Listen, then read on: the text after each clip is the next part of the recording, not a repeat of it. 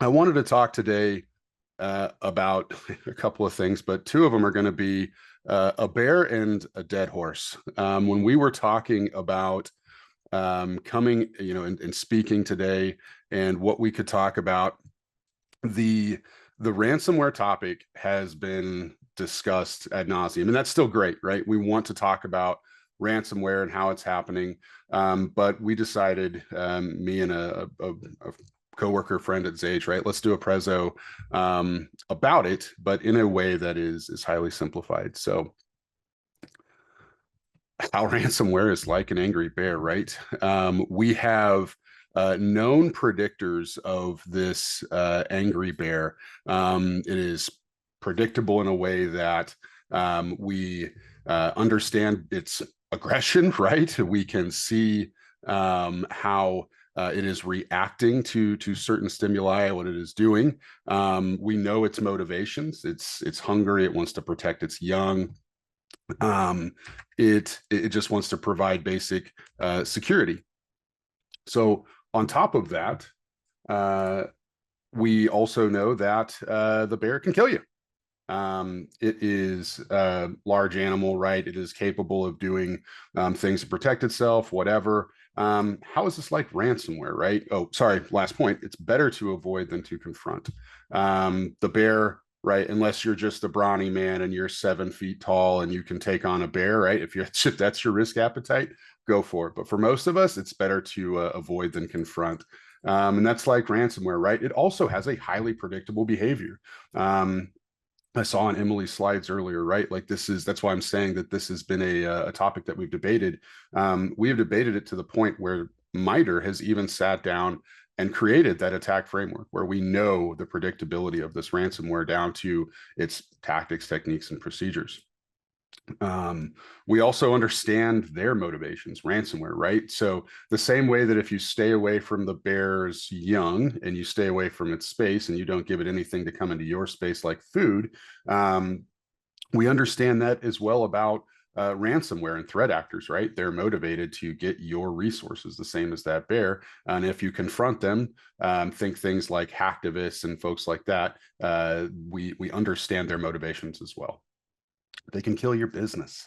Ransomware, it's one of those things that impacts a business, big, small, greatly. Um, it's one of those things that it's unfortunate because it can. I mean, I don't remember the statistic offhand, but small businesses don't usually survive a true ransomware attack. It's better to avoid than confront. We saw recently in the past a lot of folks were depending on cyber insurance, right? We'll just buy that risk away. We'll just get insurance. And you're starting to see that is not paying off. Insurance companies are going to get wise. So, right, how do you avoid fighting a bear? We just discussed this. You don't go camping in the areas with the bears, you stay away. So again, when you think of things like your profiles, you also have a social and political profile. Those things, as those voices get voiced, activists get stirred up. And I'm not saying to quiet our voices. I'm just saying that the same way that, just like, when you go camping with bears in the area, know that there's a possibility of a bear. Same way with our internet presence and our political presence and things like that. Social presence. Don't approach the things that they enjoy, right? Don't go poking the bear. So same with our do it according to your risk appetite, basically how much risk you can take on with how you interface, the tools, the stacks that you have. um, Talking about the predictable behaviors, I'm just going to click through these because this is exactly what MITRE has done. Again, what I saw earlier on the slides, we've gotten this pathway to how an attacker gets what they want. So it makes sense to prevent the initial access, right? I think we've talked about this probably ad nauseum too, as a security community, right? We usually use the analogy like, go lock the front door. And this has become increasingly difficult because so many of us were on the VPN type solutions and we thought we had a handle a bit on the secure remote access, or at least the remote access. I won't call it secure yet. And then again, with our credentials, right? How are we taking care of this? Active Directory was a mess from the very get-go. So it is easy, right? You can purchase stolen credentials. They're very inexpensive. It's a very high um, uh, reward on investment for threat actors, right? Those stolen credentials. Let's take it away from them, and we'll talk about that here in just a second. But I think we can level set that this is the way that the ransomware attack will unfold. We saw that on previous slides too. Again, just noting that this is the dead horse that we've talked about, and the thing that I think is going to be a little bit different, if you've noticed, I'm going to save most of the vendory stuff towards the end. But what I really want folks to take away from this is that you don't have to go buy a new whiz bang or doodad, whatever it is, to go get some of this security. Now, granted, there are some tools that are built specific that will give you that are enterprise built, and it just makes more sense to purchase those. But make sure that we're thinking that through our heads. Again, I was a security, but still am a security professional. I consider myself that, even though I'm on the sales side now. But go through and take away these attack vectors, and it doesn't always require a tool, right? Rotate credentials, make sure that you're requiring MFA. That does not, it doesn't have to go over a text message. MFA or sorry, SIM swap, like take away these attack vectors. And the reason that I say it's simple to start tabletopping these and thinking about these things is that usually as you start to go through that, even if it's just a discussion with your coworkers, right? How would we get hacked, right? You can start to go, do we have a mitigation for that? And then the other thing is, you see that I have the defense in depth, and that's what I'm referring to when I say check your tools, make sure your layering is good, but make sure that you're using your tools and that you don't have to go purchase new tools just to get that defense in depth. We call it tool bloat. Sometimes you hear it called shelfware, things like that, where purchases get made and then it gets sat on the shelf. But the person who purchased it is usually more senior. And then when the attack happens or when an event happens, they go, I thought we had a mitigation for that, right? We purchased that. And it goes, well, turns out we didn't configure it. It was sitting on the shelf, but in their mind, they had already checked that off. So Zage follows the same type of methodology, right? We're going to start taking away those attack vectors at each step. The stolen credentials, we're going to be talking about auto rotation. We have MFA at multiple layers. We are building things off of a role-based access controls. You don't get over provisioned. It basically takes away the stolen credentials attack vector. And then, you got discovery, lateral movement, right? These are the other steps that people are trying to do, live off the land. Not only do we have a least, a least-based privilege or a rollback or RBAC, whatever you want to start calling it, a way to slice and dice the methodology that you're using to do it. Make sure that you have segmentation and that you're preventing the lateral movement, right? Because just like the bear, and the motivation, the harder you make it for these folks, the more they'll just move on to something else. There are tons of things that they can go attack. Don't let it be easy for them to attack you, right? That's the main thing. Data exfiltration and dual.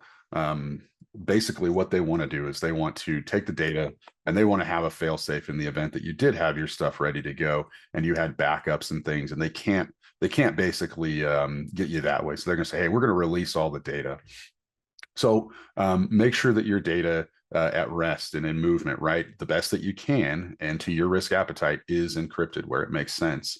Knowing your blast radiuses, this is something that in my previous experience, just knowing them. I don't know how many folks on here probably can, if I just said, hey, what's your blast radius here? If they could just say it's absolutely right here. But knowing these things, and doesn't cost you any money to start going through those exercises. I love this one because as me and so Chase is my coworker who helps write all this material. He's a writer, but he's like, why don't people just do prevention? Like, you know what? That's a great that's a great question, right? Because the response a lot of times is the same as the preventative action. It just happens afterwards. After the event, it's reactive. So again, check your lateral movement, know your blast radius, lock down the accounts. You can do quick reports to see how many accounts might not have MFA, things like that. Again, patching. If I've got any of my OT folks on there, patch at your own risk appetite. That has been a sore subject for so many folks, I think, the patching in the OT environment. So again, just make it hard for them. Check your defenses, make sure that they're layered. But you don't have to be the fastest guy, right? I mean, even the quote unquote fastest folks, the people with the largest budgets, the largest enterprise, the largest security teams, they are still getting hacked. It is now just a fact of business. And the thing that I think the attitude that we've got to change is that it is more predictable and we know more things than we ever thought we did. So again, don't got to be the fastest, just got to be faster than the guy next to you. All right, we just talked about it, right? Make it hard. Run a report to look for these security deficiencies, audit your firewall, go look for the NENEs, whatever it is.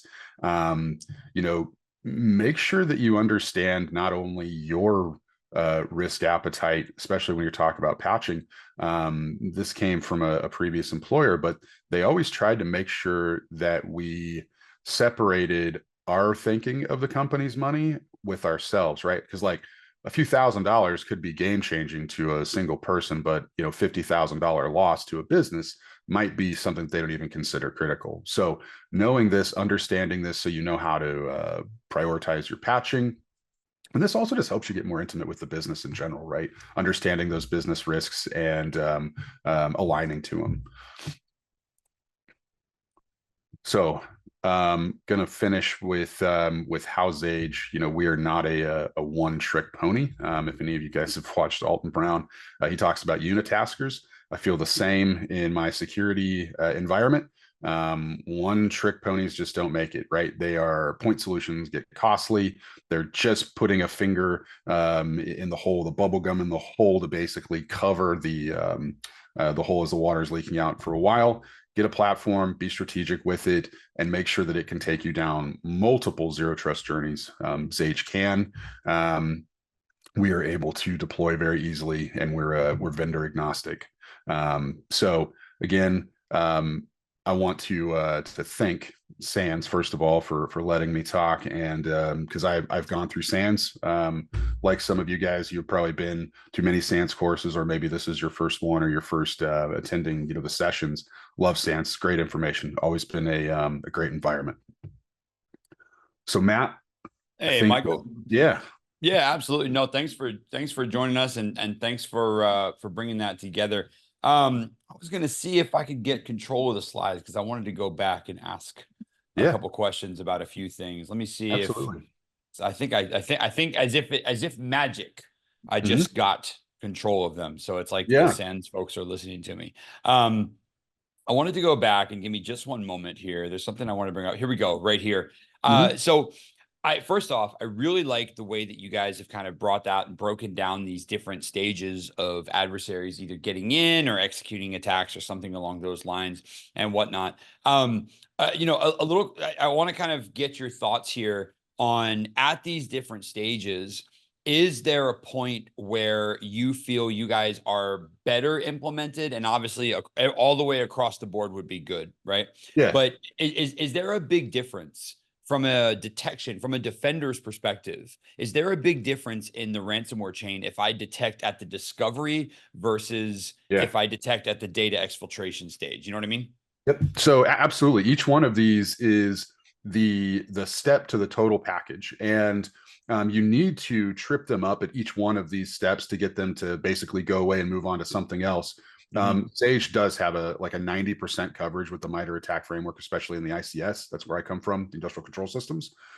So yeah, understand that mapping. Sage is really fit well for that because of the way that policy is created. It's wrapped around identity, and then it also enforces. You got to have both, right? You can't just set a policy and not have a way to enforce it. And that's where that lateral movement is really getting blocked. And again, if you've got an attacker that gets in, there's nothing exciting. They can't start moving laterally. They get bored. They want to go. Yeah. They want something exciting, right? They got, and if you're talking about large government agencies, they have a quota too, right? They got to get so many hacks, so much. They have to make movement and show that they're making progress. So they're going to move on to what's easier.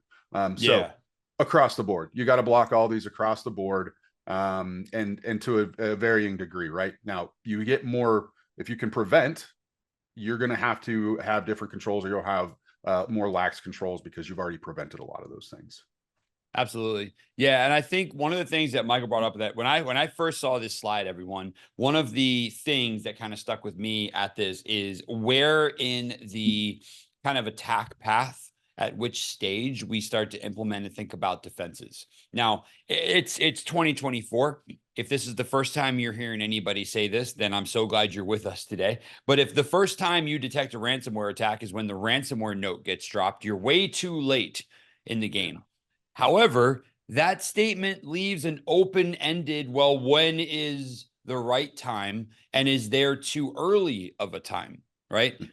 Obviously, there's not too early of a time. However, we have to admit as defenders that there are some times that are going to be outside of our visibility, right? Well, and I think you brought up a good point, because maybe there is a too early, and I've seen this in other companies where you're talking to them and they're like, I want the big enterprise tool, and I'm like, you got 15 people in your shop. You got to slow down, and you got to really think about your budget.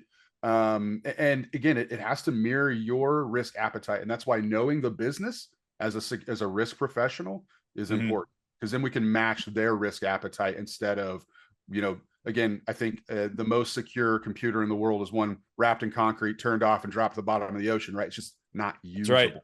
It's not usable. Yeah. Yeah. So, or the silicon never got glued together, so we didn't have to worry about it, Yeah.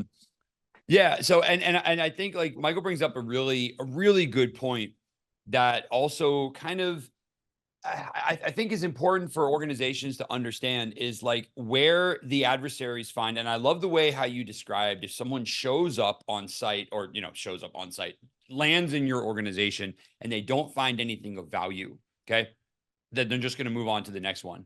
So first off, I think you brought up an awesome comparison there, which is like, there's that whole, I don't need to outrun the bear, I just need to outrun the slowest person next to me.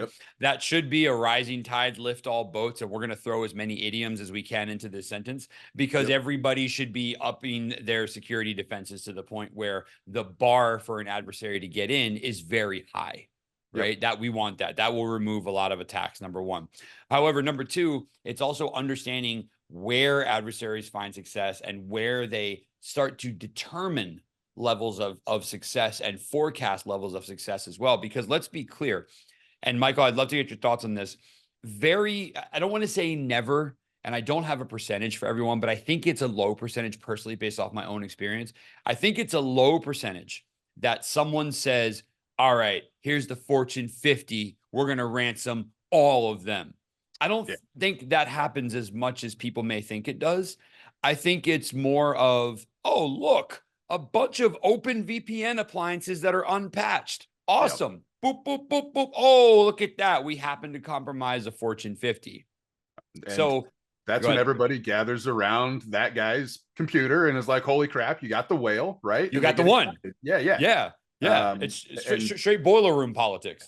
Absolutely. And that's probably how it goes down. I mean, like you said, I don't have any experience sitting with the PLA and watching their process, but I have to assume that's you're right. They're going to spray and pray. And the more we take away or lower the probability of that attack, that forces them back to the drawing board. And it's funny, if you want to study a very lockdown process, franchised process, look at ransomware. These guys take their playbook and franchise it out. It's very well written. So again, they're very highly automated. Disrupt their automation that causes them to slow down. They've got to go rethink, retool. So they're evolving. But this really came from, again, I can't remember the guy's name, and I think I saw the Monte Carlo and all the other things. There was a guy who basically said, I can solve, I have enough information, I have enough risk information that I can start deducing things in cyber. And everybody else was saying there's just too much data. I disagree. After following this guy's methodology and looking at it, when you really step back, we have the MITRE ATT&CK framework. We have folks like CISA and all these other folks who are providing all this intelligence, threat intelligence that is free, that we can use, and we can go back and just simply start tabletopping these ransomware attacks at every stage and thinking about our defenses, seeing if we have them. Yeah, I like that. I really like that. And I think it's a great thing for folks to take away from a defense perspective as well. I think it's really good to like really be in tune and dial in with what that attack path looks like and how you can go and impact that and subsequently mitigate. And it's going to sound a little weird for some folks because you might think, oh, I need to create the most amazing defenses. I need to implement the top of the line detections. And it's like, honestly, you need to make it look like a rickety shack that the adversary can't do anything in. And as weird as that sounds, and here we get down to the technical specifications, right? If they get in there, if I'm staring two environments in the face and I'm an adversary, especially one with a ransomware objective, and in one of them, I've dumped local admin and I can move laterally, and the other one, I can't, guess where I'm focusing my resources on? That's right. The first one. That's right. That's absolutely. You know?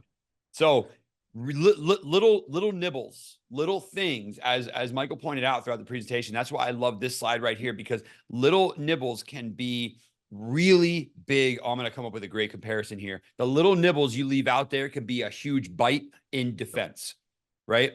But the flip side is also true of, okay, wait, if things like credential harvesting, lateral movement, privilege escalation are like those juicy bits for adversaries that keep them going. And they, and again, like let's say you have 10 prospects, 10 targets lined up, and 8 of them you're able to move laterally. The other 2, they get a pass. 8 of them move laterally. Eventually, because of automation, but also because of humans, they've got to zoom in on a few at a time. The juicier your environment looks to them, the more they zoom in. And then it's just a matter of time. Because if they're in and they have credentials and they can move laterally, and then they run into a patched whatever, well, now let's go look for exploits. Right. But if they never got there. So Michael, this is great. Thank you so much for sharing this. I absolutely love the overview here. And I love, I want to finish like on this graphic just because I love, I love the fact, like, I picture each one just being an organization, just trying to outspend each other in defense and security, you know, buying the new whiz bangs and bands, But then the smartest person might have been the one who just got behind the bear and was like, well, they can't see behind themselves. So I'm good. He's having his picnic, right? He's having exactly. He's like, well, if y'all are running, I'm going to stay over here and eat. So no, that was awesome. Thank you so much for sharing that with us.